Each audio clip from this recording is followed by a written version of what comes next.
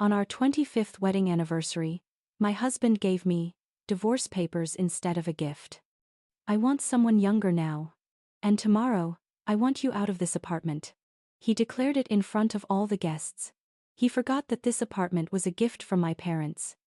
My mother-in-law just stayed silent, smiling coldly. I stood up, grabbed the microphone, and said something that left him speechless. But before I go on, if this story touches you, don't forget to hit like, subscribe, and tell me where you're listening from. Your support truly means a lot. Now, let's continue. That night, I woke up to whispers behind the bedroom door. My husband Victor Hamilton was on the phone with his mother, Margaret Hamilton, again, at 3 a.m. His voice sounded strangely excited. I held my breath in the dark, catching fragments of their conversation. "It has to be done perfectly," Victor said. "She won't suspect a thing." "Of course not, son," his mother replied. What were they talking about? And why now, just weeks before our anniversary? The wooden floor creaked as Victor stepped back into the room. I quickly closed my eyes and pretended to sleep. He climbed into bed quietly, but his body was stiff like he was hiding something.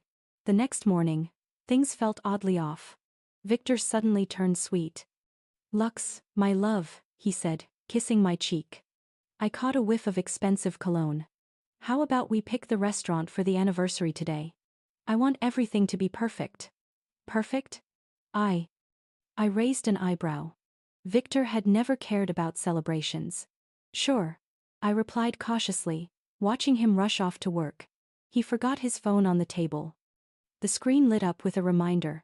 "Call R at 11 a.m. Who was R? "Victor, who's R in your contacts?"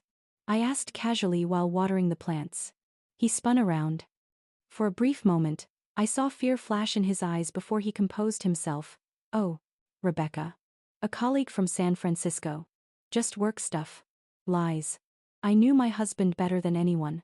Whenever he lied, his left eye twitched just like now. "I see," I smiled, but my heart tightened. When Victor left, I stood by the window, staring at the gray October sky. A quarter of a century. We met in college. I was an ambitious accounting student. He was a promising young manager. We married for love. Dreamed of children. A big family. But that child never came. Doctors said nothing was wrong, yet the miracle never happened. Victor handled it poorly, especially with his mother constantly reminding him about grandchildren. Eventually, we accepted it and tried to live positively, traveling, working, enjoying life together. But something had changed long ago. The doorbell snapped me out of my thoughts. Standing there was Margaret Hamilton, my mother-in-law, wearing her familiar fake smile. "Dear Lux," she said, walking straight in without waiting for an invitation. "How's the party preparation going?" Margaret always maintained that cold politeness. In 2.5 decades, she'd never once called me daughter-in-law, though Victor was her only son. "It's going fine," I said, guiding her to the living room. "Victor wants to celebrate at a restaurant." "Good," she said approvingly. "It should be somewhere fancy, with witnesses. Doing it at home wouldn't feel like a real milestone, would it?" Her eyes wandered around the house, assessing everything. I knew that look, always comparing, silently reminding me her house was bigger, better. "Oh, Lux," she said, sitting down. "We should start thinking about the future. Victor isn't young anymore, 53, no grandchildren yet. Maybe you two should prepare a will for the kids." I froze. "What kids?" "My nephews, of course. My brother's sons, good boys, hardworking, smart. You wouldn't want the government to take everything, right?" I slowly set my teacup down. "By the way, where do you keep the house papers?" she asked lightly. "I'm just thinking ahead for the family." "In the safe," I replied coldly. "But why are you asking?" "Oh, nothing. Just being cautious." The late-night call, Victor's sudden affection, and now his mother asking about the property, all the pieces started to fit together. I didn't like the picture forming. I opened Victor's laptop. He had never changed his password, it was always the date we met. But this time, it didn't work. My heart pounded. He had never hidden anything. I tried his birthday, then his mother's. Nothing. Finally, I tried our wedding date reversed. It worked. The browser history made my stomach tighten. How to divorce with shared assets.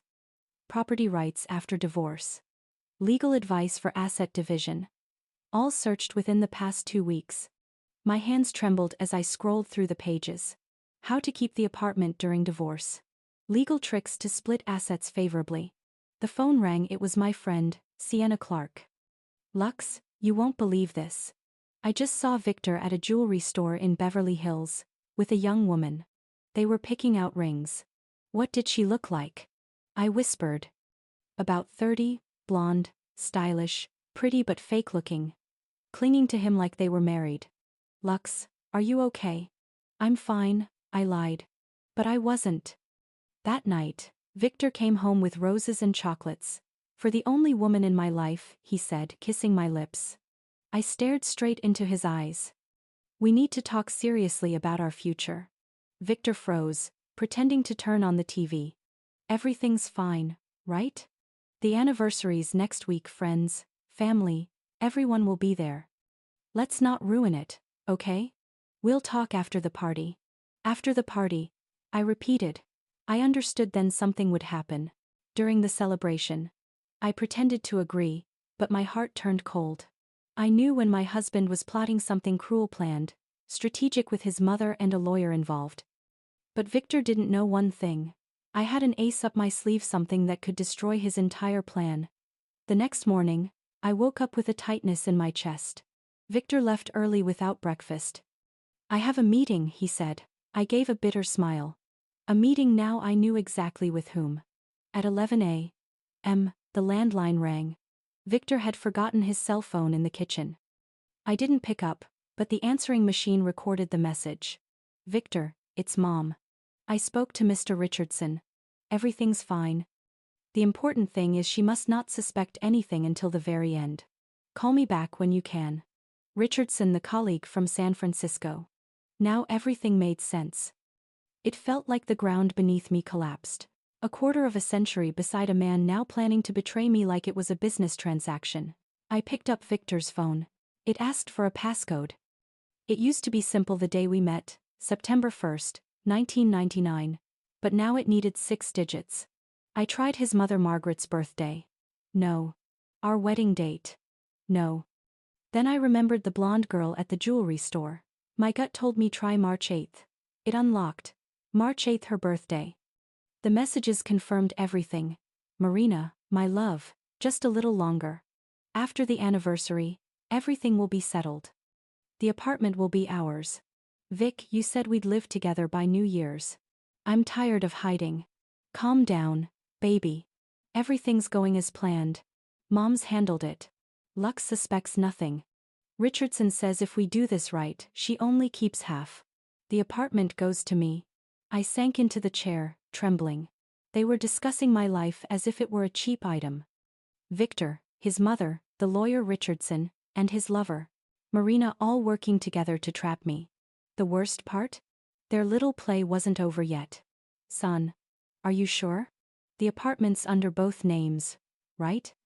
Maybe we're lucky it's just under mine. No, son, his mother replied.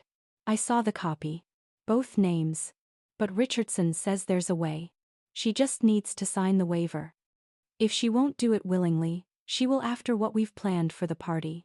What were they planning to do to me at that party? My chest tightened. They were going to humiliate me in front of everyone. Without hesitation, I took photos of every incriminating message, sent them to my own phone, and put Victor's back exactly as it was. I was still shaking, but my mind was clear. I needed a plan. I needed help. I thought of Isabel Collins, my college friend, now a divorce attorney in Los Angeles. We hadn't talked in years, but true friendship never fades. Lux! Isabel exclaimed when she picked up the phone. It's been so long. How are you? Can we meet today? I tried to keep my voice steady. I need legal advice. Of course. Come to my office at 6 p.m. Isabel's office was downtown in a sleek modern building. She greeted me with a hug, then quickly sensed my tension. Sit down, tell me everything. What's going on? I took a deep breath. Let's say. Someone I know, her husband's secretly planning to divorce her and seems to be setting a trap. Isabel stared at me, smiling slightly. You're sure this is just a hypothetical situation? Then I told her everything, the late-night calls, the messages, Marina, and my mother-in-law's scheme. Isabel listened carefully, occasionally asking questions. I see, she said finally. That's serious. But at least you caught it early. Now tell me about the apartment. When was it bought? Whose name is on it? 2005. Both our names, 50-50. You've been working full-time, right? Yes. I'm the chief accountant at Alianza Construction. Been there 15 years. We also co-own a vacation house in Palm Springs, but it's not worth much, so the main asset is the apartment. Isabel took careful notes. Lux, they can't do anything if you stay calm.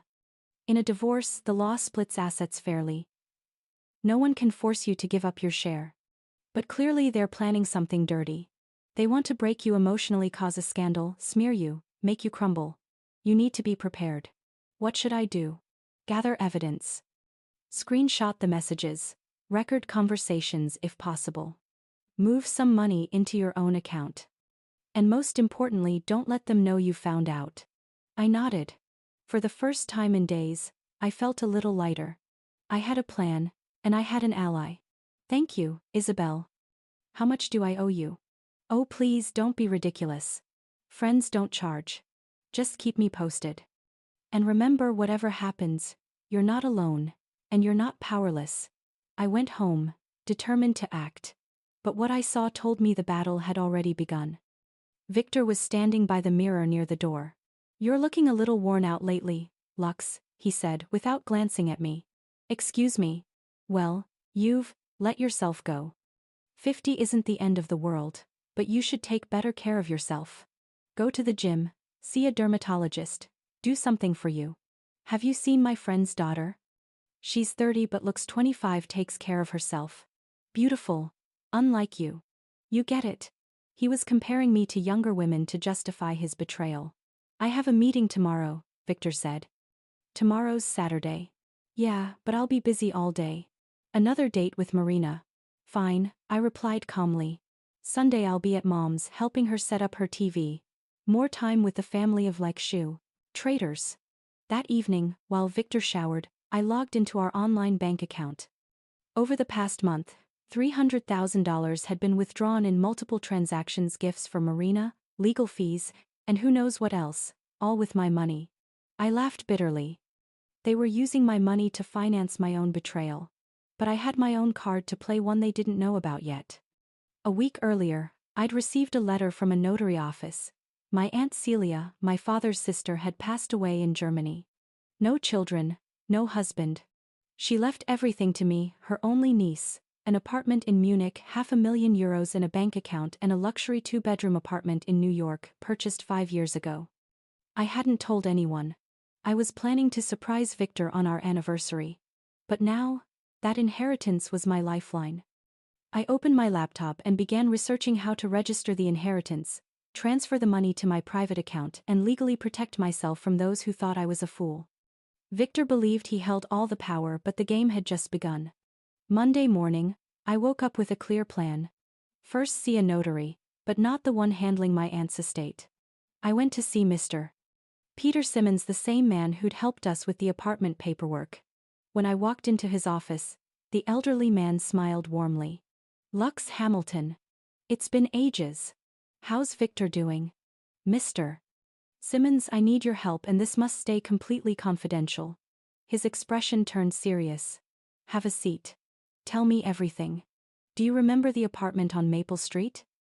You handled the paperwork back in 2005. Of course. Excellent property, great area. Do you remember who the original buyer was? You mean, where the money came from? He frowned and searched through some old files. Here it is. Quite an interesting case. The money came directly from your parents' account, and in the gift deed, you're the only beneficiary. Victor's name was added 2 months later after you two got married. I felt warmth spread through my chest. So that means the property counts as premarital? Exactly. Legally, it's clearly recorded as your parents' gift to you, prior to Victor's involvement. In a divorce, that changes everything. He could only claim a portion if he proves he made substantial financial contributions to improvements. I smiled faintly. Victor hadn't spent a single cent. Can you issue me a certified statement? Of course. Come back tomorrow afternoon. I'll have it ready. As I left the office, I felt transformed. For the first time in days, I felt strong and safe. But when I got home, I froze. The mailman handed me a thick envelope from Germany, my Aunt Celia's inheritance documents. I read. An apartment in Munich valued at 800,000 euros. A bank account with 570,000 euros. And a luxury apartment in New York City totaling over 1,370,000 euros. I sat quietly in the living room. I was now a wealthy, independent, free woman. But Victor could never find out. Not yet. The phone rang. Victor, sounding unusually cheerful. Lux, my love, I've been thinking. Let's make the anniversary big. Invite colleagues, friends, everyone. What for, Victor? What for? It's our silver anniversary. I want everyone to see what a perfect family we are. I've booked the ballroom at the Metropolis Hotel for 100 guests. 100 people to witness my public humiliation. Isn't that too expensive, Victor? We're supposed to be saving. Don't worry about that, he cut me off. The money's taken care of. What matters is making an impression. We'll invite your boss. My boss. Everyone will see how happy we are. A lie so shameless it made my stomach turn. All right, I said calmly. Whatever you want. Perfect. I have a meeting with a partner, let's talk more tonight. A partner. I knew exactly what that meant. That afternoon, my mother-in-law Margaret Hamilton arrived, looking sugary sweet, holding an envelope. Dear Lux, she said softly, this is a gift from me to you. I opened it, a business card. Eric Richardson, divorce and asset attorney. With a note, free consultation, whenever you need. What is this, Margaret? Oh, nothing, just in case. You never know. Better to be prepared. So brazen it was almost unbelievable. They were offering me a free consultation with the very lawyer helping them betray me. Thank you, I said flatly. That's thoughtful. I just care about you, dear. Dear. For the first time, she called me that right before stabbing me in the back. After Margaret left, I began tidying the house. In Victor's coat pocket, I found a crumpled business card. Eric Richardson, marriage, divorce, and property attorney. Same man, same plan. That night, Victor came home late, in high spirits, reeking of expensive perfume. It's all set, he said. The restaurant, the menu, the guest list, it's going to be an unforgettable night. I looked at him coldly. Yes, unforgettable, but not the way he imagined. Victor, that perfume you're wearing, it's different from your usual one. He hesitated. I shared an elevator with a neighbor. She wears strong perfume. It must have rubbed off on my jacket. Another lie. Oh, by the way, Victor said, walking to the window. During the anniversary, I'll be giving a special speech about our life and future. What future? You'll see. It's a surprise. A chill ran down my spine. That night, I couldn't sleep. Around 2 a.m., I heard murmurs in the hallway. Victor was on the phone again. I quietly stepped closer to. Listen. Mom, everything's perfect. The restaurant's ready, the guests confirmed. After the toast, it'll all happen naturally. Are you sure she suspects nothing? How could she? She's as naive as a child. Always trusts me, still does. If she won't sign willingly, she'll have to. Once I announce it in front of everyone, she'll have no choice. Victor, wouldn't it be better to do this privately at home? Less messy. No, Mom. It has to be public. That way she won't make a scene or ask questions. She'll just go straight home where Richardson will be waiting with the papers. Quick, clean, no drama. And Marina? She knows everything. She'll be there. I want to introduce her to my colleagues as my new assistant. You're cruel. No, Mom. I'm just being practical. A lifetime together is enough. I deserve happiness even if it costs her. I went back to bed but couldn't close my eyes. Marina would be there. She'd watch the betrayed wife scene, then step into my place right after. But I had a different plan. The next morning, I went to the bank, opened a private account, and transferred half of our joint funds there. If Victor wanted to spend money on his mistress, He could use his half. Then I went to the notary's office and collected the certificate confirming that the apartment was my separate, premarital property. After that, I stopped by the office. Mr. Boris Mitchell, can I have a word in private? Of course, Lux. Is something wrong? I just wanted to let you know. I might be dealing with some personal matters soon. A divorce. Really? I thought you two were happy. You even invited me to your anniversary. That's exactly why I wanted to give you a heads up. If anything happens, I hope you'll still trust me. My work won't be affected. You've been the company's best accountant for 15 years. You have nothing to worry about. That evening, while Victor was off again at his so-called partner meeting, I went through all the inheritance papers. The New York apartment was vacant. The lease had ended. I could move there after the divorce. The money in the German bank would be enough to live independently for years. And most importantly, I had the legal proof that the current apartment had been mine before the marriage. Tomorrow was our anniversary. He thought he'd be the one to strike the final blow, but he had no idea he was the one walking into it. I locked all the documents in the safe and smiled. Thursday morning, I went to the German consulate in Los Angeles to finalize the inheritance process. The elderly consul, with neatly trimmed beard, reviewed the documents carefully. Everything is valid, Mrs. Hamilton. Your aunt was very thorough. The account will be reopened within a week, and the New York apartment has already been transferred to your name. Here's the certificate. I carefully tucked the paper into my purse. I now owned 3 apartments, more than €1.5 million, and the most precious thing of all, freedom. That same day, I opened a Euro account to transfer the funds from Germany. The young bank clerk glanced at the amount, her eyes widening. Oh my God, you hit the inheritance jackpot. I smiled. My aunt was an amazing woman. Walking out of the bank, I felt as though a massive weight had lifted off my shoulders. For the first time in years, I truly felt free. But the shock waiting for me outside the Metropolis restaurant made my heart sink. I stopped by to check on the anniversary preparations, and right at the entrance, a blonde woman in a luxury coat was on the phone. Vic, my love, everything looks wonderful. The ballroom is huge, the decorations are gorgeous. I can't wait until we're living in that big apartment together. It was Marina, my husband's mistress. Just a few steps away, she was joyfully discussing their future. I stood still, studying her carefully, about 30, a stunning figure, shiny hair, perfectly manicured nails, but her eyes were empty, cold, calculating. I know tomorrow will be hard, Marina continued, but you said after the speech she'll understand, and I'll appear as your new assistant. So romantic, isn't it? Romantic? Publicly humiliating your wife was romantic? I stepped closer. Excuse me, do you know who's managing the restaurant? Marina turned around, gave me a disdainful look. No idea. I don't work here. Then she turned back to the phone. Some older ladies asking random questions. Anyway, see you tonight. Love you. Old woman. I smiled faintly. Tomorrow this old woman would give her something to remember for life.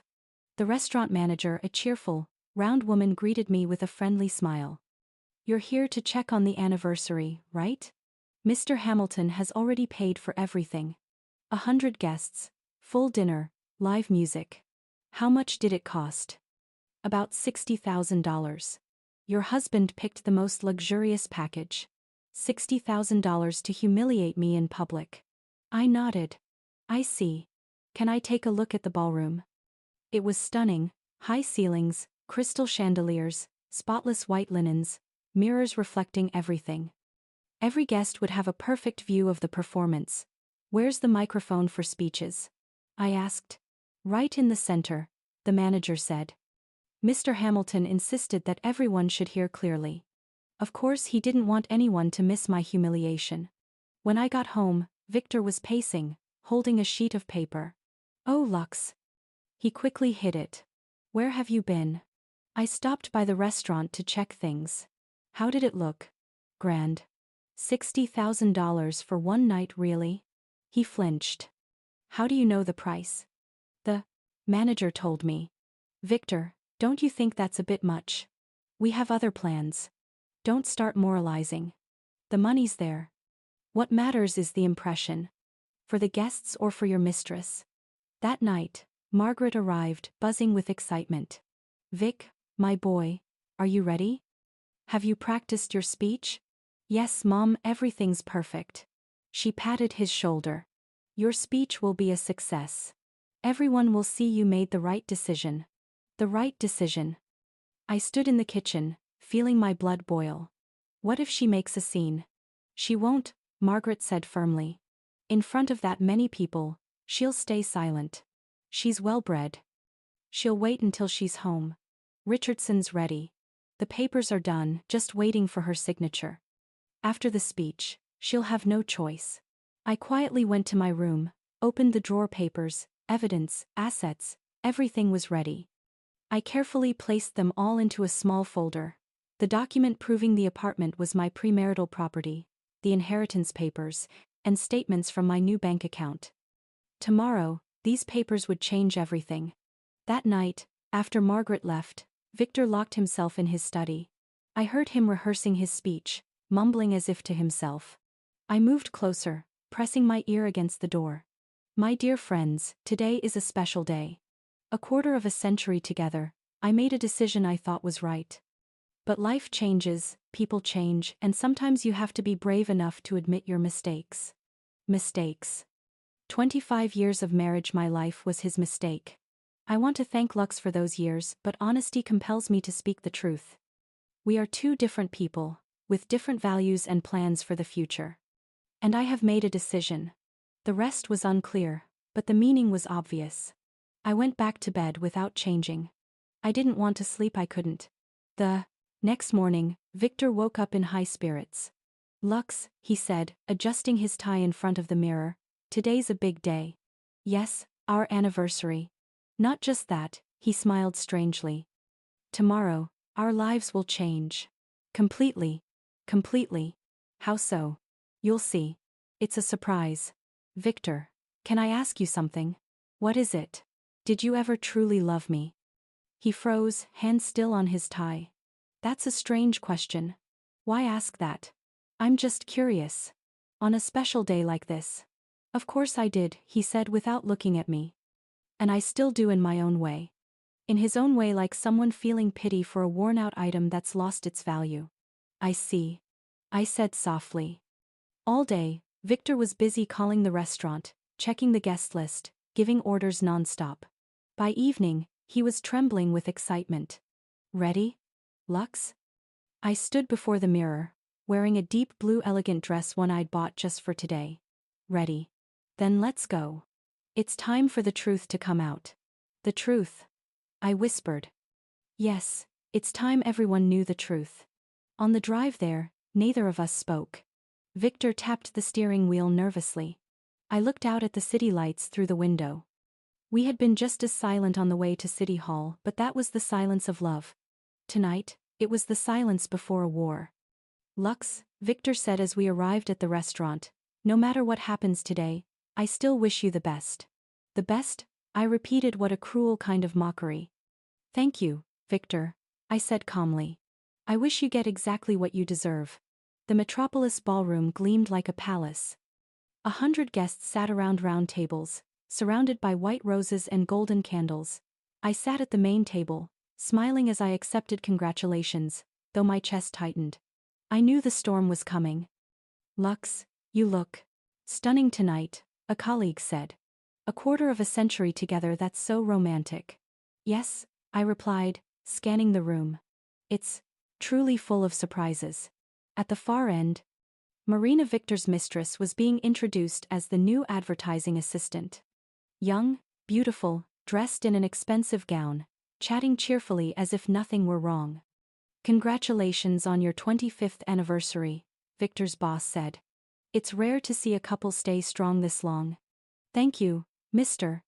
Walker, Victor replied, shaking his hand. Tonight is special. I've even prepared a speech. My throat went dry. Margaret, his mother, moved from table to table, accepting praise for having a wonderful son and a perfect daughter-in-law. Her eyes gleamed. She knew exactly what was coming. In a distant corner, Eric Richardson, the lawyer, was already seated, waiting to finalize the paperwork. Ladies and gentlemen, The host announced, "Please give your attention. Mr.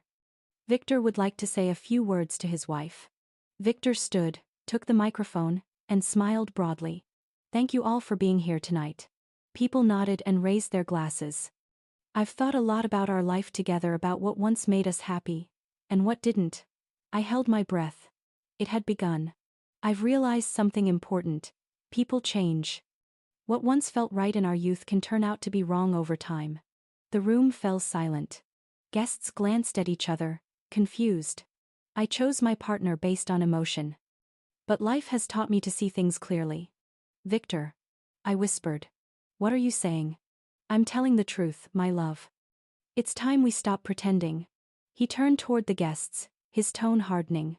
"My friends, I want to be honest with all of you, and with myself. I've lived with a woman who's not right for me.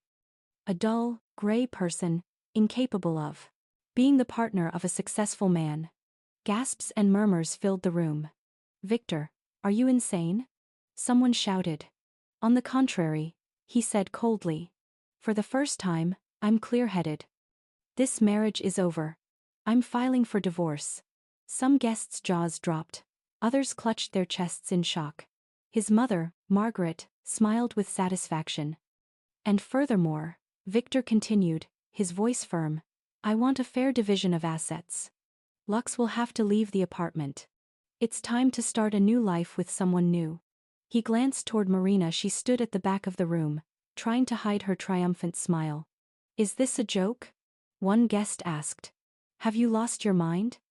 his boss barked. "Not at all," Victor replied coolly. "I have a right to be happy, and I'm taking it." I sat frozen, 100 eyes fixed on me, pity, shock, discomfort. Exactly what he wanted, to humiliate me in public. "Lux, this is crazy," my boss whispered, stepping closer. I said quietly, "Let him finish." Victor continued, "It may sound cruel, but life isn't a fairy tale. Sometimes we must make hard choices. Lux will get her legal share, and we'll part on peaceful terms. And that woman?" one of my friends shouted, pointing at Marina. "Marina is an incredible woman. She understands me unlike others." That was enough. I slowly stood and took the microphone from my husband's hand. "Thank you, Victor," I said, my voice oddly calm. That was very honest. The entire room held its breath. Everyone expected me to cry or run away. "My dear friends," I continued, "Victor was right about one thing: it's time to stop lying. And I, too, would like to tell the truth." Victor frowned. This wasn't part of his script. "The truth is, I've known about this performance for 3 weeks. I know about Marina, about lawyer Richardson sitting in the corner, and about the plan to force me to sign away my apartment." Richardson's face went pale.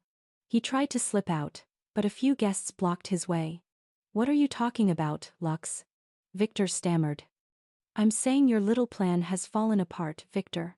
You made one tiny mistake." I pulled a folder from my purse. "Our apartment isn't marital property.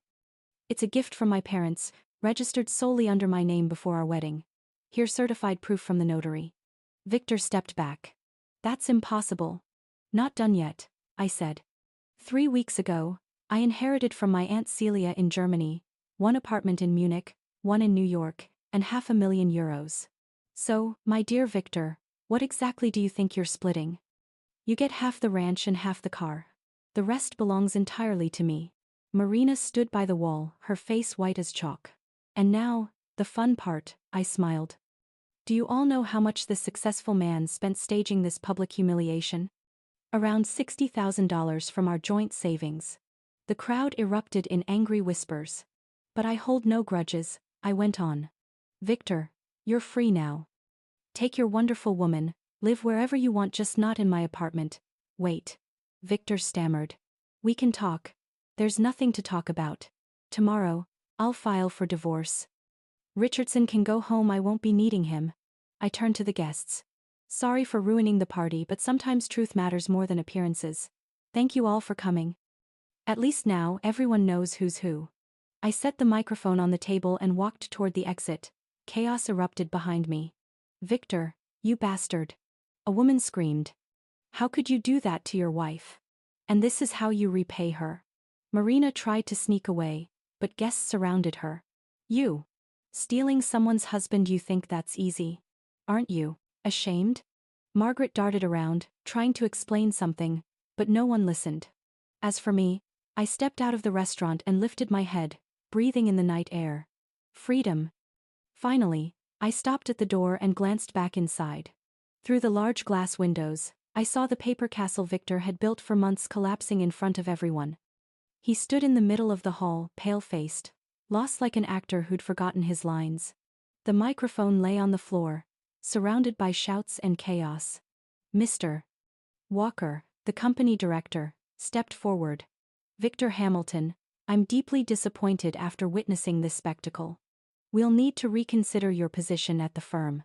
But Mr. Walker, you don't understand, Victor stammered. It's not what it looks like. Lux twisted everything. Twisted. My colleague Sienna Clark interjected. We all heard you loud and clear. 25 years with a boring woman? Don't you feel any shame? In another corner, a different scene unfolded. Marina, realizing her dream of living in a luxury apartment had just vanished, pushed through the furious crowd. Vic. She grabbed his sleeve. What's going on? You promised me the apartment. And what about the money you said you'd give me to start our new life? Shh. Victor whispered, glancing nervously around. Not now. Why not now? Marina shouted, losing control. I've waited 3 months. You said after the divorce we'd live like royalty, so where is it? People began staring, some recording on their phones. Enough, Victor pleaded, we'll talk later. But Marina laughed hysterically. Talk? About what? You have no house, no money. You lied to me. Then she turned to the guests. Want to know the truth? This successful man promised me a rich life, bought me jewelry with his wife's money, and said he'd give me the downtown apartment.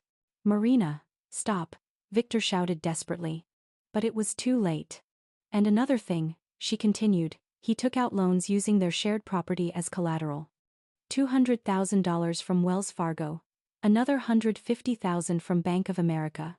All spent on me. Even I didn't know that part. Margaret, trying to stay unnoticed, rushed over. Victor, my son, what is that woman talking about? Loans? And what inheritance from Lux? Mom, not now, Victor muttered. Not now. Margaret grabbed his arm. I mortgaged my apartment to help you pay the lawyer. And now what? Who's going to repay it? Even his mother was dragged into the web of debt. Wait, one guest interjected. Let me get this straight. The 3 of you plan to scam Lux together? Not 3, Marina hissed through her teeth. 4. The lawyer Richardson too. He was supposed to make her sign away the apartment. Everyone turned toward the corner of the room. The chair where Richardson had been sitting was now empty. The lawyer had vanished. How could you? Margaret screamed, lunging toward Marina. This is all your fault. You drove my son insane. My fault? Marina shouted back. Your son brainwashed me. He said his wife was stupid, easy to manipulate. They almost came to blows, but the men in the room stepped in just in time. This is disgraceful, an older woman said loudly. Mr. Mitchell, you work with Lux, don't you? Yes, Mr. Boris Mitchell replied firmly. She's the best accountant I've had in 15 years. Mr. Walker, Victor's director, stepped forward. As for you, will need to reconsider your position at the firm. With this kind of reputation, no one will hire you. Victor panicked, pacing between his mother, his mistress, and the furious guests. You don't understand. He shouted. I have the right to be happy. 2.5 decades with one person is enough. My Aunt Helen, who had flown in for the party, stepped forward. And what about her? She spent 25 years living with a selfish man like you. Aunt Helen's right, a few of my relatives chimed in. Shameful. Our families never had anyone so low. Good thing Lux realized it in time, my cousin said. Otherwise, you would have fooled her forever. Hey, let's post this online. A young man suggested. Let the whole world know who he really is. Yeah. Another added, start the hashtag silver wedding scandal. No, don't. Victor pleaded frantically. This is my private life. Private? Marina laughed bitterly. You humiliated your wife in front of 100 people and now you want privacy. Gradually, the guests began leaving. First my family, then my coworkers, then friends. Each one, before walking out, left a cutting remark. After tonight, don't ever say you know me. What a disgrace to your family. Shame on you turning your wife into a public spectacle. 30 minutes later, only Victor, Margaret, Marina, and a few curious waiters remained in the hall. So what now? Marina asked, trying to fix her messy hair. Do you have any money left, Victor? Where would I get any? He groaned. I spent everything on the party and gifts for you. Then who's paying the debt? I don't know. Maybe sell the car. Sell the car? Marina sneered. Are you insane? It's barely worth anything. And what about me? I left my husband for you. I don't know what to do, Victor repeated. Margaret sank into a chair, holding her head in her hands. What am I supposed to tell Richardson now? He charges by the hour, and I mortgaged my house to pay him. Mom, Victor grabbed her hand. We'll figure something out. Figure it out? She looked up, eyes red. I'm 70 years old, and I lost my home because of your stupidity. Marina suddenly stood up, slinging her purse over her shoulder. I'm done. You two are hopeless. Victor, don't ever call me again. And the money you owe me for the past 3 months, consider it tuition for the lesson you just learned. At the door, she stopped and turned back. Your wife is a strong woman. I only wish I'd realized sooner that she's the one who deserves respect. Then she turned away, her high heels clattering sharply across the floor. Victor and his mother sat amid broken glasses and leftover food. Tell me, Margaret whispered. Is it too late? What if we go to Lux and apologize? It's too late, Mom. Victor shook his head. Did you see her eyes? She'll never forgive us. So what now? I don't know, he said flatly. I really don't know. Meanwhile, I sat in a taxi on my way home, watching the city lights drift past the window. In my bag were the documents for 3 apartments and proof of more than €1.5 million in my account. The driver, a kind old man, glanced at me in the mirror. Beautiful night, isn't it? Yes, I smiled. Very beautiful. You could say, it changed my life. That's good. Some nights do that, they change a person's destiny. You're right, I said softly. Everything has changed. And indeed, my life had changed forever. 3 months later, I sat in a Los Angeles courtroom, watching the life of the man who had once been my husband fall apart. Victor looked a decade older, gray hair, hollow eyes, wearing a cheap suit instead of the fine clothes he used to love. The elderly female judge adjusted her glasses and read from the file. The court rules that the apartment at 12 Maple Street is the separate property of Mrs. Lux Hamilton, acquired prior to marriage, and is not subject to division. Victor panicked. His lawyer, now just a young man from a legal aid office, raised his hands helplessly. The suburban property shall be considered joint marital property and divided equally. The same applies to the Toyota Camry. Your Honor, Victor's lawyer stood. My client uses the car for work. Overruled. The judge interrupted. The car was purchased with shared funds. My friend and attorney, Isabel, gave me a discreet smile. Everything was going according to plan. Furthermore, the judge continued, the court confirms that the respondent, Victor Hamilton, holds undisclosed personal debts, $200,000 with Wells Fargo, $150,000 with Bank of America, and $80,000 in personal loans, a total of $430,000. But that's personal debt. The young lawyer protested. Under California law, debts incurred for purely personal purposes are borne by the borrower, not the marital community, the judge said calmly. Any debt incurred during marriage is joint, but if it was not for the family's benefit, and instead for personal purposes, the borrower bears full responsibility. Victor turned pale. $430,000 all his. The court hereby dissolves the marriage of Victor Hamilton and Lux Hamilton. The judge read the final page. The respondent retains half the value of the suburban land and half the car's value. The petitioner retains the apartment and all bank accounts. No alimony is ordered, as there are no minor children. The sound of the gavel marked the end of 25 years of marriage. As I stepped outside, a strange calm washed over me as if I'd finally set down a massive weight. "Lux?" Victor called as I descended the courthouse steps. He clutched a folder tightly, his voice trembling. "I'm sorry. I was stupid and selfish. You didn't deserve any of it." I looked at him for a long time. Was it real remorse or just another attempt to make me falter? "Victor," I said gently, "I don't hate you. We're just different people. You've always leaned on others, and I've learned to stand on my own. So, can we be friends?" "No, Victor," I replied, warm but firm. "It's best we go our separate ways." I turned and walked toward my brand new Audi bought with the inheritance money from Germany. Life moved on, and everyone eventually gets what they deserve. A month later, Victor lost his job. The video from the party went viral across the internet, under the hashtag #SilverWeddingBetrayal.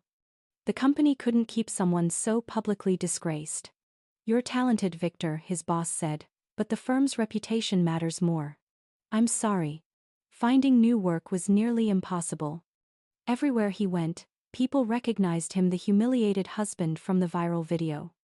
In the end, Victor became a taxi driver, using the old Toyota he'd bought back from me for exactly half its value, $15,000. Now, Victor lives with his mother in a small one-bedroom apartment on the outskirts of Los Angeles. Margaret Hamilton had to sell her downtown condo to pay off the debts and buy a cheaper, run-down place. At night, she stared at the cracked walls and sighed, "See? You should have listened to me. You never should have gotten involved with that Marina woman." "It's too late now, Mom," Victor muttered, counting the meager cash he'd made that day. Too late for regrets. As for Marina, she was doing better than ever. 2 months after the scandal, she married a 50-year-old businessman who owned a chain of upscale restaurants. Wealthy but not very bright, he believed every word of her fabricated story about a toxic love affair with a married man. Wedding photos of Marina flooded social media, fresh flowers, diamonds, an AAI, extravagant gown, and a caption that read, "Finally, I found true love. #happiness, #new beginnings." Victor looked at the photos and let out a bitter laugh. Marina got what she wanted, a rich husband, just not him. As for me, my life was completely different now. I moved into Aunt Celia's apartment in New York, near Central Park.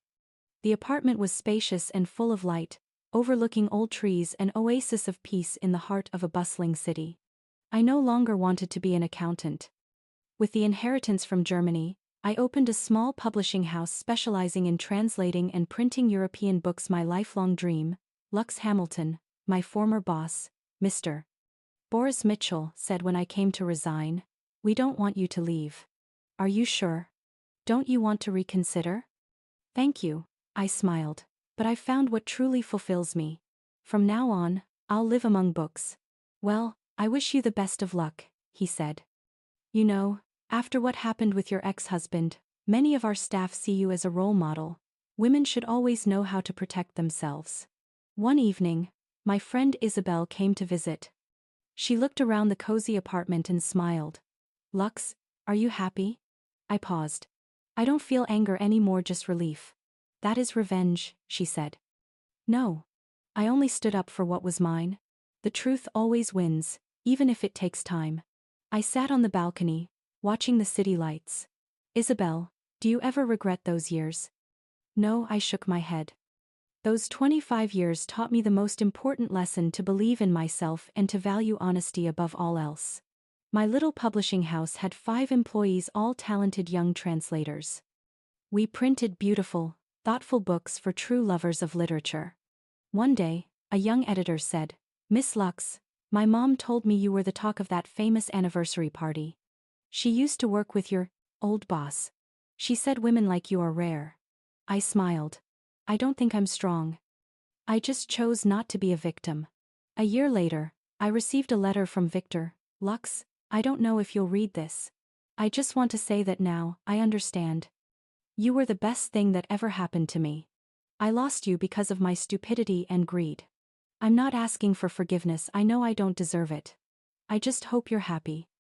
Victor." I finished reading it and placed the letter in a drawer, not angry, not sad, just as if it were a distant memory. That night, I stepped out onto the balcony with a cup of coffee in my hand. New York shimmered with lights, faint music drifted through the air, and the wind carried the scent of summer flowers. I was free, independent, doing what I loved, and for the first time in years, I was truly happy. Somewhere else in the city, Victor drove his old Toyota through the streets, thinking about how a man could lose everything in a single night. Yes, truth always triumphs over deceit even if it takes time. Sometimes what feels like loss is really the beginning of freedom. I didn't need revenge to win. I just had to live better, stronger, and that was the clearest answer of all. Because in the end, happiness doesn't come from who stays. It comes from having the courage to walk away when you're hurt. And what about you? If one day you discovered that the person you trusted most betrayed you, would you choose to forgive or to start over, like I did? Share your thoughts in the comments, because maybe your story could be the strength someone out there needs. And if you'd like to keep hearing stories about self-worth, love, and the lessons life teaches us, stay with me, where every story is a journey of humanity, of belief, and of truth.